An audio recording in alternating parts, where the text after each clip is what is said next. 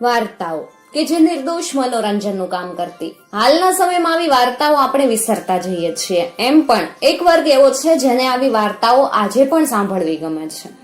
આજે આપણે એક સરસ મજાની વાર્તા સાંભળવાના છીએ જેને કદાચ તમે તમારા બાળપણમાં જરૂરથી સાંભળી હશે, અને જો ન સાંભળી હોય તો ફરી એકવાર તમારા બાળપણમાં મારી સાથે ખોવાવા માટે તૈયાર થઈ જાઓ. ભારણિયું નામનું એક નાનું એવું ગામડું હતું. એમાં 7-8 ભાયાતું રે, નીપજ ખાય ને પડ્યા રે. એમાં એક માણસ રે, એનું નામ રળો. પણ રળાને કોઈની હારે બને નહીં. રળો આડો બોલો, કોઈ કઈક બોલે તો રળો તડ એનું આડું વેણ કાપી નાખે ને હામાં નેય તોડી નાખે. ભાયા તો પાસે ભેંસો ઘણી. આ રળા પાસે એકેય ભેંસ નહીં, પણ એક પાડો ખરો, મોટો પાડો. પાડાને ગળે એક ટોકરો બાંધેલો રાખે. પાડો હાલે ત્યારે ટોકરો ટણાણા ટણાણા વાગે.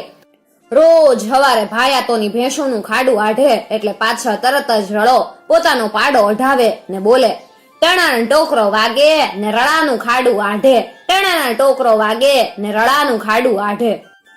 એમ કરતા કરતા કરતા ઘણા દિવસો ગયા. ગામ તો જાણે કે આખું ખાડું રળાનું હશે, માટે રળો બોલે, ટણાનો ટોકરો વાગે ને રળાનું ખાડું આઢે, ટણાનો ટોકરો વાગે ને રળાનું ખાંડું આઢે.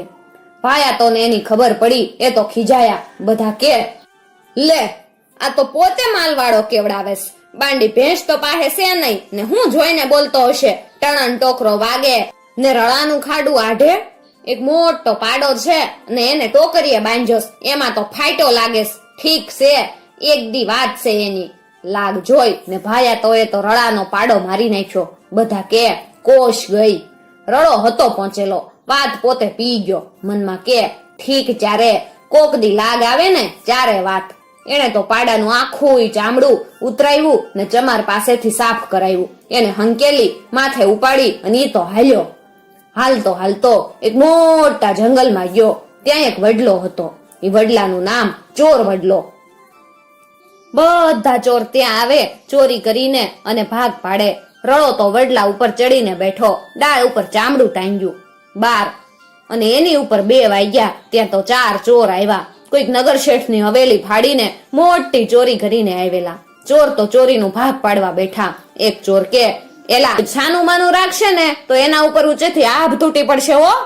ભાગ પાડતા પાડતા એક ચોરે જરાક પાછળ કઈક હંતાડ્યું. રળાએ જોયું. રળાએ તો ઉપરથી ચામડું ફેંક્યું. કડું ભૂસ. ચોર કે, એલા ભાગો, આ તો કડકડતી વીજળી પડી. ચોર તો ભડકીને ભાગ્યા. પાછું વળીને જોયું નહીં. પછી નિરાતે રળો હેઠો ઉતર્યો ને બધી માયા લઈ ને ઘરે આવ્યો. કુબાનું બાણું દઈ રળો રૂપિયા ગણે. એના ભરે ને ઠાલવે. ખણખણાટ ખણખણાટ એવું સાંભળી આડોશી પાડોશી કે, એલા રળા પાહી એક રાતી પાય નહોતી ને આટલા બધા પૈસા ક્યાંથી આવ્યા? બધા કે, હે રળા, આ કમાણી ક્યાંથી કરી લાવ્યા? રળો કે, ઈ તો પેલું પાડાનું ચામડું વેચ્યું જ ને એના પૈસા આવ્યા. ઓહો હો, ચામડાની કઈ ખપજ, ઈ તો વાત પૂછોમાં. મારે રૂપિયા આવ્યા ઘણા બધા હોત ના તો 1 લાખ રૂપિયા આવત. ભાયાતોને ખબર પડી. ભાયાતો કે, ત્યારે હાલો ને એલા આપણે રળાની જેમ રળીએ.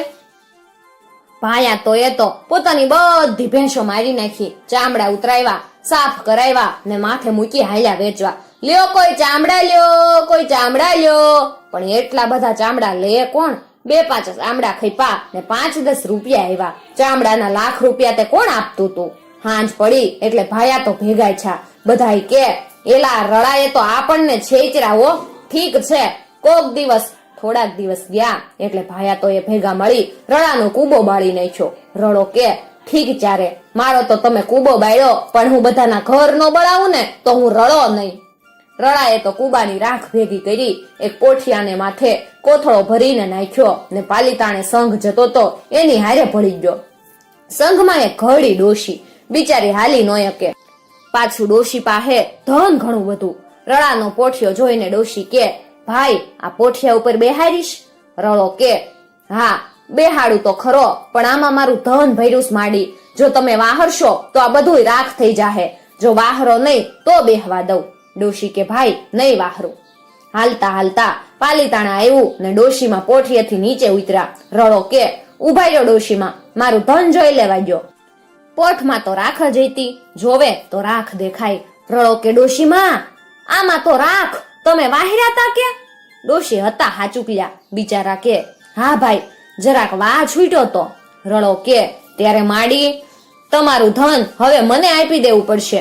રળો તો ડોશીનું ધન લઈને પાછો આવ્યો. રાત પડી ને ભાઈ તો વળી રૂપિયા ખડખડાવવા માંડ્યા. બધા કે એલા પાછા રૂપિયા ક્યાંથી લાવ્યો?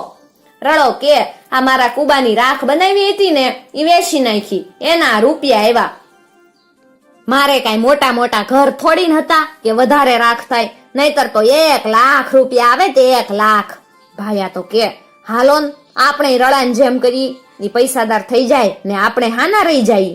ભાયા તો એ ભેગા થઈ પોતાના ઘર બાળી નાખ્યા. એની રાખના તો મોટા ઢગલાના ઢગલા છા. ભાયા તો રાખના હુંડલા ઉપાડીને બજારે વેચવા આવ્યા. લેવી છે કોઈને રાખ, લેવી છે કોઈને રાખ. ગામના માણસો કે રાખને તમારે માથે ચોળો, રાખને કોણ લેતું તું? બધાએ વીલા મોઢે ઘરે આવ્યા. બધા કે આ રળાએ તો માળા ચૈત્રા. રળે તો મોટું ઘર ચણાવ્યું, ઘણી બધી ભેંસો લીધી, એક પાડો રાખ્યો ને એને ગળે ટોકરો બાંધ્યો. પછી તો પોતાની ભેંસો અઢાવે ને સાથે સાથે પોતાનો પાડો અઢાવે ને બોલે ટણન ટોકરો વાગે રળાનું ખાંડું આઢે, ટણન ટોકરો વાગે ને રળાનું ખાંડું આઢે. મિત્રો એક ખાસ વાત જણાવી દઉં કે આ બધી જ વાર્તાઓ ફક્ત અને ફક્ત મનોરંજન માટે જ છે અને કાલ્પનિક છે. દોસ્તો જો તમને વાર્તા સાંભળવી ગમે તો તમારા મિત્રો સાથે જરૂરથી શેર કરજો અને આવી જ બીજી નવી વાર્તાઓ સાંભળવા માટે ચેનલને જરૂરથી સબસ્ક્રાઇબ કરી અને સાથે આપેલું બેલ આઇકોન પ્રેસ કરજો, જેથી આવનાર નવા વિડીયોઝની નોટિફિકેશન સૌથી પહેલા તમને મળી શકે.